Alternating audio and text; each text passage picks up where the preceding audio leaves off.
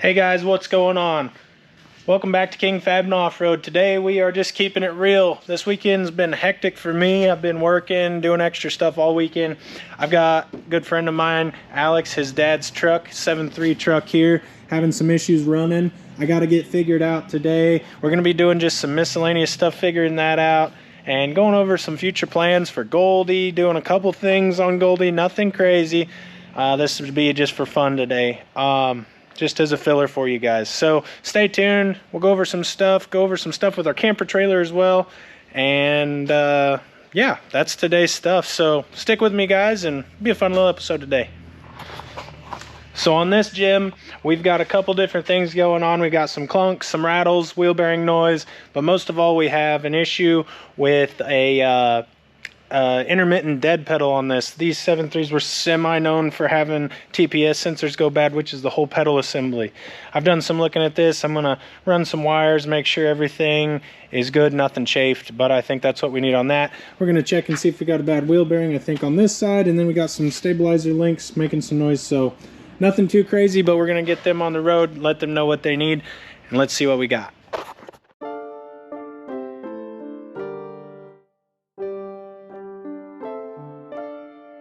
Is just very dry bearings. It doesn't want to roll very well and very growly. Not much play, but I'm gonna have to tear into it and see what all it needs. We'll get some new bearings for it and go from there on this one. The other side spun very. Next on the checklist, if you can see there, the sway bar runs across the back of the axle on these leaf sprung trucks.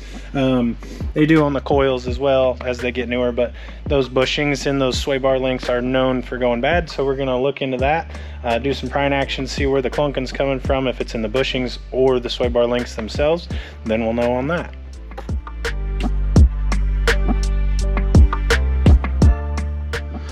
All right, guys, if you have a Super Duty truck like this, you're gonna find that either these bushings, I'm sorry, the joints in these, they're just ball joints, will go bad in the actual sway bar link, but sometimes you'll find someone's put some on this and they actually, you might be able to see that, you might not be able to, hopefully you can, but the bolt's actually not tight in it. So this might be something, if you have a loud clunking that's annoying the crap out of you, sounds like it's under your feet, that's normally what you got going. So I'm going to try and get that tightened up for them, that way they don't have to replace no parts, and we'll move on to the next thing. All right, guys, that wraps up the 7.3. Short and sweet and to the point. We got some things figured out that we didn't know before. Need a wheel bearing situated on the driver's front. We got that sway bar link tight, just the bolt was loose, as you saw, or the nut, I'm sorry. And then we need to, I did some looking here at the wiring and tracing everything up front, and everything looks good. So all we see here is a dropout in our scan tool when you're applying your APP, and it's not working. So we're gonna have to locate a whole pedal assembly for this thing. We'll see what that costs. But after this, I'm gonna pull this out. I'm gonna get Goldie in here. We got to put something on it that's kind of special from a family member of mine. And then we're gonna be looking at the trailer, the crawler hauler setup that I got. We need to do some looking at the water pump on that pumps all the water through it, and put a rocker switch in there, and we'll go over all that too. All right, we got the 7.3 pulled out of here. Next order of business, pulling in Goldie. I'm gonna put something on there real quick, show it with you guys, hopefully look cool and get some ideas rolling for the future on it. So I'm gonna get it pulled in and we'll show you what that is.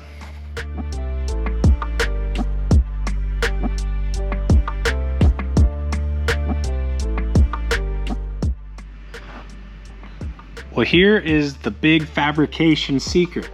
This is what we're gonna be doing today. Fabricating all sorts of stuff, you know? I mean, I know that my name says, you know, King Fab and Off-Road, and it's kind of cliche because I haven't done a whole lot of fab work. I've done a lot in the past and would like to be doing more, just focusing more on work and stuff. Whatever, that's not the point. My brother-in-law, soon to be brother-in-law, got me a cool sticker for Goldie. He's very thoughtful in the way of getting me something that I didn't know I wanted and needed for Goldie. Everyone's like, man, what's the name of your truck? You know, people that don't actually follow my YouTube channel, and of course, you guys know it as Goldie. And I think Dylan found me a cool font to go with on Goldie here, so we're gonna get this put on somewhere. The only thing is I don't know where. I'm thinking tailgate. Thought about doing something down here. I'm not sure. But anyways, I'm gonna look around. You guys will know here in just a second.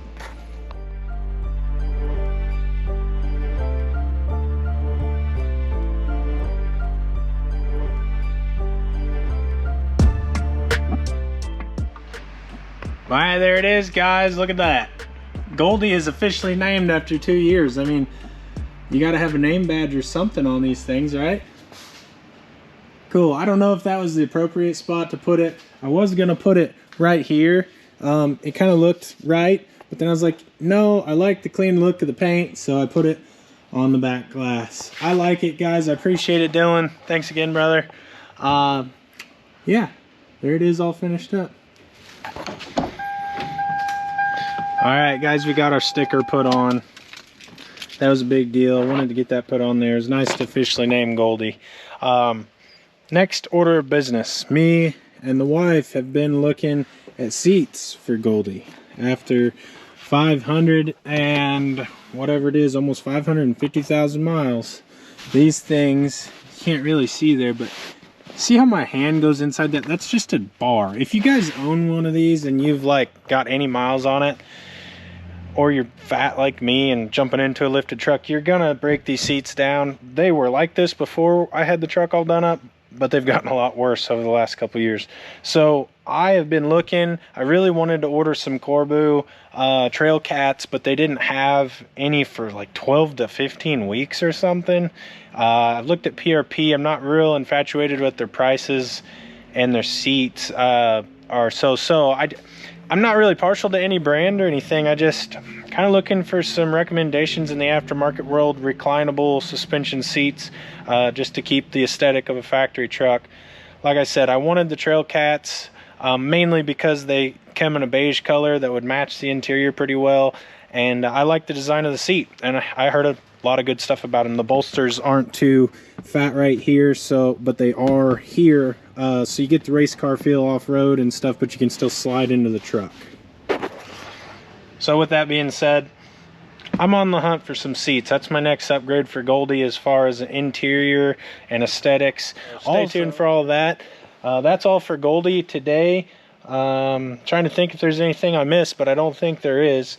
We're going to get this pulled out and go run out to the crawler hauler setup and put in a rocker switch for my water pump that went bad on me when I winterized it this year. And then we're going to be looking at the water pump itself that decided to go out at the same time, and see what the flow rate is on it and stuff, so I can get one ordered and replace it before we start doing some traveling this summer, and that way we got some water in the camper. So that's next on the list. Stay tuned. All right, we're walking out to the trailer. Got it parked outside the shop. Don't mind the yard ornament. That's what pulls in all of our trucks here at work, as you can see. We've got plenty of them to be working on. Old salmon truck there's done us well over the years. We're gonna get into the camper here and see what we can get done. Okay. Engaged camper. Don't mind the unmade bed from when we winterized it and stuff. It got cold all of a sudden, and I had to get this thing ready so it didn't freeze over. So when I did that, I found out that right here, this switch right here quit me, and that's for the water pump. Well, actually it's for the hood fan. I stole it from the hood fan and put it to the water pump. So now we need to replace that, and then figure out down here in my pump system what that pump rate is and see if I can get a pump to replace it. You guys might think, man, he knows what he's doing. Hooks up a couple wires. Now we got our water pump, our fan, all that yummy stuff. Cool. At least it's working. Now let's figure out that pump. Alright guys, got it all lined out, figured out what I need. The pump seems to just not be pumping, so you'll have that. At least when you can get it fixed before the riding season here. I'm gonna get one of those sourced. We got everything else figured out for the day, so a little fun video today, just keeping up with the Joneses as far as King Fab and Off-Road, what we're up to on a normal weekend basis where we can't actually get in the shop and work. Anyways, I appreciate you guys watching. Hope this wasn't too boring for you, but hey, life's real and you gotta, you know, just show people what you're doing in the day-to-day. So anyways, thanks for watching once again, guys. Hope you guys have a great weekend. Thanks again for watching King Fab and Off-Road.